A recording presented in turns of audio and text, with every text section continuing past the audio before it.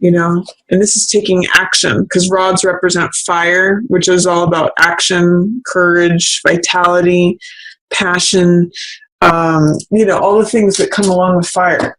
And I'm kind of seeing that you might be hesitant. Temperance in reverse says to me that there's something that feels unbalanced, or in the upright position, temperance is very serene, very balanced, very calm, composed. There's a certain amount of groundedness to temperance.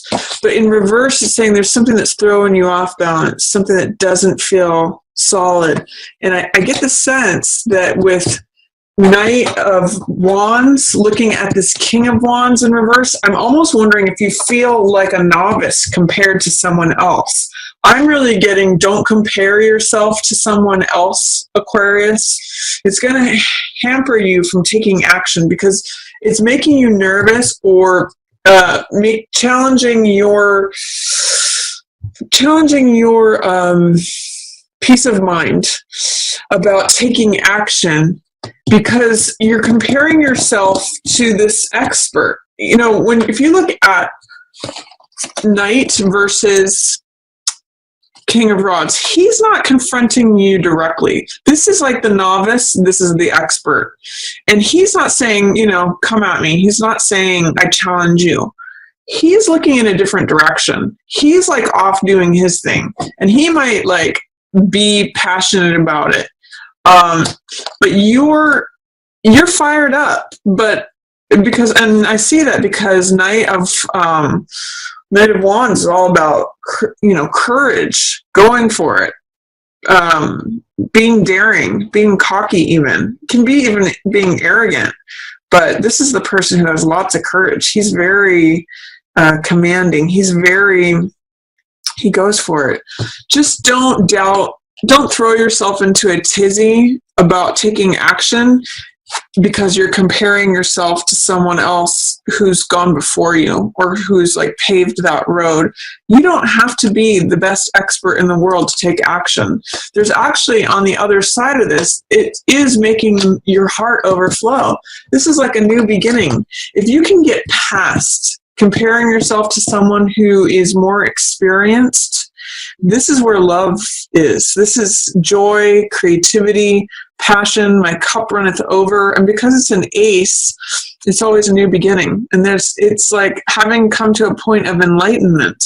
This can be like an aha moment. Oh yeah, I don't have to be the best in the world in order to take action. Otherwise too, Aquarius, this could be a young fire sign and an older fire sign. Fire signs being Leo, Sagittarius, Aries. In this case, it's saying that there might be a younger fire sign that is causing some sort of rift with the older fire sign, or that you're having a hard time choosing between a younger and an older person, but you ultimately end up with your heart overflowing. The sense I get is because the first one that came to me was that it really is about you comparing yourself to someone more experienced. That's the sense I get. So push through that, and there's Ace of Cups on the other side of that. So new beginning, new joy, new creativity, new passion. Don't hold yourself to a standard of, this could even be like a father figure I'm kind of getting for you.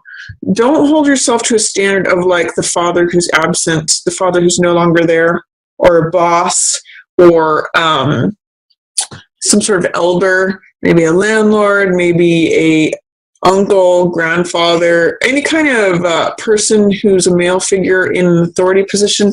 That's not your standard, Aquarius. You don't have to conform to that, because they're in reverse. They're looking towards the same goal for you, but I kind of get the sense that you see them in the way of that goal. So you need to jump over this. You need to, and it's causing you anxiety. It's causing you to not want to compromise. This card's about finding integration, finding compromise, finding balance, finding serenity. It's really tripping your gears, Aquarius, to be considering your relationship to this King of Wands person I'm seeing in comparison. So jump over that and get to the Ace of Cups. Begin following what fills your heart. Begin following what brings you this peace. I mean, both of these cards, look at the wings in those. They're both cards of peace. Don't sacrifice your peace, Aquarius, by comparisons or comparing yourself to someone who has more experience. It's not you have a different thing to bring to it. So that's what I'm going to say. Don't jeopardize your peace. It's waiting for you here. You just have to get past comparing yourself to this King of Wands person. And these people are very bold, very eccentric. You know, this is a card of Mozart and of Walt Disney. Those were both King of Wands people. They're usually pretty knowledgeable, and they're pretty dynamic. So don't feel like you have to be them in order to get here. You don't. You have to jump over that. Let go of those comparisons. In mid-month, you've got some Cups energy. Look at these here. Also echoing this. And then you also look at the crescent moons here. This is intuition. And it's saying that you need to trust your intuition in making decisions, but you're not necessarily trusting your gut, especially when it comes to matters of the heart. So I'm going to just go through each of these really quick. Four of Cups is missing out on opportunity. Four of Cups in reverse is missing out on opportunities because you're too caught up in what exists and what is current to see this cup that wants to be handed to you. It's funny because it's actually this cup that is the same one. See how this hand, you know, within the clouds, this divine hand is wanting to hand you this thing that fills your heart. It's wanting you to receive something that's going to fill you with joy. A message that I'm getting from this is that here's your opportunity to begin something new that you love. Don't let it drain out. That's this cup draining out here. Don't lose sight of it by being overly focused on what is. This can be a card of boredom, of aloofness, of routine, feeling like, okay, here's the same three cups I've always seen. I'm just going to let the weeds grow around me. I'm just checking out. I just don't care anymore. Don't let that happen. Don't lose the passionate energy and joy from this card by getting caught up in what always is in routine. You know, drink from this cup, Aquarius. Drink from this cup of joy, of passion, of my heart runneth over. This is really connecting with emotions. And that can be hard for Aquarians because you are an air sign, which is about the mind. So you can really live in your mind sometimes. So I'm going to encourage you to connect with your heart. Don't let all that good stuff spill out because you're just too preoccupied with, this is boring, this is routine, it's always going to be like this. Connect with this joyful, fun, beautiful Ace of Cups energy. It wants to come to you. Don't block it, is what I'm seeing with this. Don't resist it. Don't say, oh no, I can't have that. I've got to just grind it out. I've got to just always have things how they always have been. Make room for Ace of Cups energy. It's gonna be handed to you, but you have to make room for it. You have to allow it in. You can't, if you retreat back into how things always were, that's what you're gonna get. This is all gonna drain out. So that's January, opening of January for you. And then decision making. I'm going to encourage you mid-month, Aquarius, to trust your intuition regarding decision making. These two cards together are about trusting your gut. Chariot is about accomplishing something, crossing a finish line. It's a balance between the conscious mind and the subconscious mind. It is someone who has a vision and a goal and he sticks to it. This card is called hard control, and it means like steering things, directing things, dominating things, making it go a certain way because you want to cross that finish line. You have this goal in mind. And he in some decks, this is shown with no harness reins, that he makes decisions with his mind based on his gut and his intuition. He balances left brain, right brain. He knows whether to go left or right just by trusting his instincts. And High Priestess here too relies upon her inner knowing. She's connected with the subconscious world. That's a theme that's happening in both of these. Both this crescent moon, they've both got two of them here. And then also the dark horse represents the subconscious mind. The light horse represents the conscious mind. So this is an integration of the two. And this is a reliance upon things that you know from your senses that your conscious mind may not process. What I'm getting from this is that you may be steering too much in the direction of the white horse. You may be trying to use your mind with hard control, steering that chariot with the intellect. Rather, you're throwing High Priestess in reverse. Rather than having a balance between gut instinct and mind, you're letting mind run away with the show. And you may veer off away from your goal. According to that, this is saying, you have to have a balance. If you become so left brain and you try to block out all this right brain stuff, all this access to internal knowledge, the sense I'm getting with these two cards, Aquarius, is that the mind is a wonderful tool or a wonderful servant, but a horrible master. Because when you let one of these horses run away, it's like rowing a boat with one oar. You go in circles. Either one. You can go in circles by relying too much on your left brain, too much on your right brain. Too much on the left brain gives you those scientist types that need hard factual evidence. There's no room for faith. There's no room for mystery. There's no room for anything except cold, hard science, fact, determinism. It's very hard and cold. On the other side, too much of reliance on the dark horse gives us irrationality, too much mystery. Can be like insanity even. It can go off into the deep, dark things of the world. This is connecting with the shadow. So there needs to be a balance.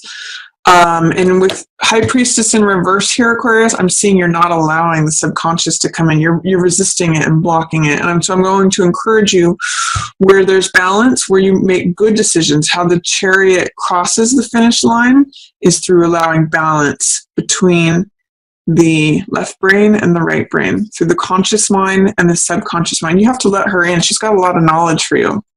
You just have to trust your gut feeling. When she comes up, trust your inner knowing. Whether you can explain it left brain or not, there's something that you know on an intrinsic, internal level that you're trying to say, I'm trying not to hear that. But it's going to send you off course if you don't listen to it. So that's mid-January for you, Aquarius. And then I'm guessing it has to do with something to do with love. Because here is Knight of Cups that's being put just as much in resistance with this High Priestess. There's something instinctual that you need to listen to regarding your heart. This is a message of the heart, and you can see it's armored here, but it has the wings of Hermes, which is the messenger. Your heart's trying to tell you something, Aquarius, mid-month, but you're blocking it. You're like, nope, don't want to hear that. So let High Priestess energy in. That's connecting with your inner self, connecting with your inner knowledge, connecting with your gut instincts, because we all pick up on information in our senses that we may not be able to process through language, we may not be able to process through rational thought, but it's still information. That's the scroll that she has on her lap. And you still contain it, you still have it, whether it's processable or not. It's sort of like a bunch of data that is coming over the airwaves.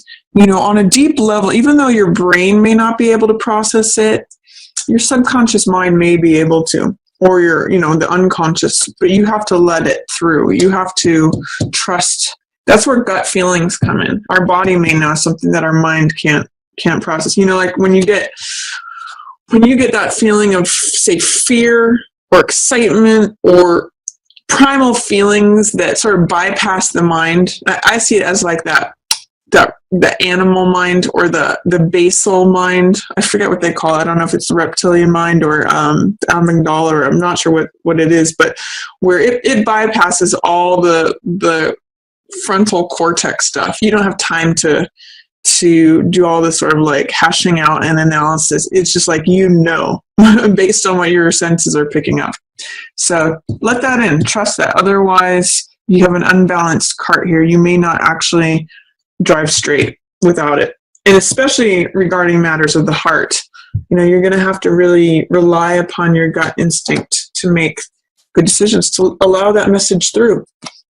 And then towards the end of the month, you have some figures of authority here that are going to be changing. There's a changing of the guard, is what I'm getting here. This is Wheel of Fortune in reverse. So Wheel of Fortune is about time evolving. It's about the hand of time here that just, changes the seasons. It's the changing of time. What was on the top will be on the bottom. What was on the bottom will be on the top. It's the tables turning. It is, it's just the cycle of life. And it's the cycle of time evolving things naturally. When this is in reverse, there's some sort of resistance to the natural evolution of time, whether that's saying you want things faster or you're resisting change. There's something where you're not letting time just unfold as it wants to. And this because it's got all this royal court energy here at the top, and it's switching around. The sense that I'm getting is that these folks here, the Queen of Coins and the Hierophant, who are court cards, he's actually a major arcana, but because he's associated with Empress and Emperor, he's the social aspect of those. These are, and because they're also in reverse, there's some sort of change happening in terms of either your faith or traditionalism. Conventionality is blocked right now. Queen of Coins is practicality. Both of these are pretty traditional, stable, conventional cards. So there's some sort of unconventionality, which is a word that you Aquarians are pretty comfortable with. You are probably one of the most unconventional signs of the whole zodiac. There's something that's being resisted, though. Letting go of something that's conventional. There's some way in which there's change happening. Now, this may be some traditions that you've had or ways that you did things in a traditional way. It's a resistance with these in reverse, doubt, fear, resistance to letting things change regarding conventionality, regarding traditionalism. I'm not sure how that's going to translate for each one of you Aquarians, but there's some way in which the change is afoot, and maybe you don't like it. Maybe you're resistant towards it, or that maybe you want it faster than it's coming. But there is a changing of the guard here. There is a way in which these guys are toppling off. They're toppling away. This is conventionality, traditionalism. This is practicality. They're very similar in theme. This usually has to do more with money. This has more to do with society and spirituality, but they're both like, this is what you should do. This is how one does a thing. They're both planners, sort of. They both they're both structured, grounded individuals. They both are connected. This is like Taurus guided. So is this one. Connected with tangible things. It's interesting too. One thing I'm noticing is this collar around their neck, which is again an echo of this crescent moon that's showing up here. It's showing up here. It's showing up here, and it's showing up here, which again says to me, trust your instincts, trust the subconscious.